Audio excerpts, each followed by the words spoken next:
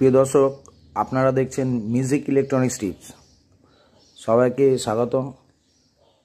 ছট পুজো চলছে, আমি এখন একটু মিউজিকের কাজটা বন্ধ রেখেছি, কারণ অনেক জায়গায় বাজি পটকা এইসব চলছে বলে সাউন্ড সিস্টেমে কাজ করতে পারছি না। তারপর মাইক বাজছে বাইরে, তো যখন অডিও রেকর্ডিং হয় ওই সময় মাইক অন থাকে, বাইরের আওয়াজ যদি চলে আসে সেটা সাউন্ডের ক্ষতি করে, সাউন্ডের মধ্যে মিশে যায় বলে আমি এখন অফ রেখেছি। তো আমি এখন ইলেকট্রনিক্সের কাজগুলো করছি, যেহেতু মিউজিক ইলেকট্রনিক্স টিপস আমার চ্যানেল। আমি আজকে আপনাদের একটা টিপস দিচ্ছি। দেখুন, এটা আগেকার টিউবলাইটে 36 to 40 ওয়াটে এটা ইউজ হতো। এটা বড় আছে, হ্যাভেলস কোম্পানির ছিল।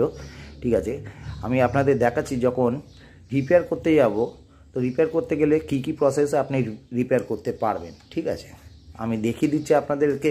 এর যে এই লাইন আছে, এই লাইন বরাবর এমনি একটা সরু স্ক্রুড্রাইভার দিয়ে হালকা করে চাপ দিতে লাইনটা খুলে যাবে। তখন না এমনি করে হালকা করে এমনি প্রেস করবেন, প্রেস করতে দেখবেন এই পুরোটাই বাইরে চলে আসবে। যখন আপনি পুরোটা বাইরে আসবে তখন এই তারটা আস্তে আস্তে ঠেলবেন, নয়তো ছিঁড়ে যাবে। এই যে দুটো লাইন দেখছেন, এই সামনের কানেকশান, এই যে স্ট্রিপটা আছে, এই স্ট্রিপটা দেখুন দুটো পয়েন্ট এখানে লাগানো আছে। এইটা হচ্ছে 220 লাইনে, 220 ভোল্টেজে চলে। আর এই যে দেখছেন চারটে লাইন, এই চারটে লাইন এখান থেকে আসছে। এই চারটে লাইন যেটা আছে, এই চারটে লাইনটা হচ্ছে আপনার যেটা 40 ওয়াটের বা 36 ওয়াটের কানেকশান হচ্ছে। এখানে দেখুন 1 2 3 4 দেওয়া আছে।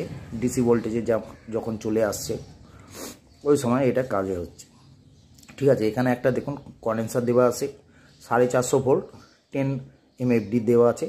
এটা সেই সিগন্যালটা আছে।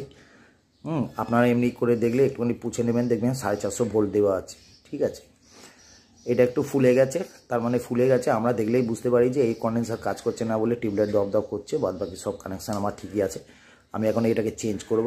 চেঞ্জ করে 450 ভোল্টের 10 MFD যেটা আছে, মাইক্রোফ্যারাড বলে 10 MFD মানে মাইক্রোফ্যারাড, ওটা আমি লাগিয়ে দেবো। লাগানোর পরে এই টিউবলাইটটা জ্বলবে। আবার আমি ফিটিংটাও দেখাবো।